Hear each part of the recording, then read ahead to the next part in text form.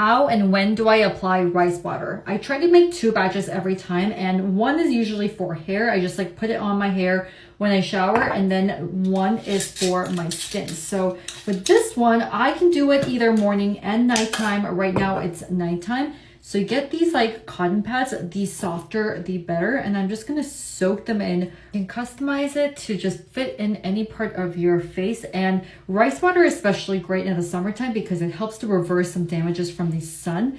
And I like to kind of like put it on my nose like this too. It helps with discoloration, it helps with dark spots. There's just so many benefits to rice water, but you can honestly just use it at any time of the day whenever you can. You can just pat it in to your skin and use it as like a cleanser. This is personally my favorite way to use it because I just like to put it on like a sheet mask and let it just soak up all the goodness into my skin. And in the morning, I'll also use this rice water again to kind of slowly cleanse my skin without any kind of cleanser. This is going to act as a cleanser. So many different ways to use this. You can use it in the shower for your hair. You can use it as cotton pads. You can use it as a toner, or you can use it as a cleanser.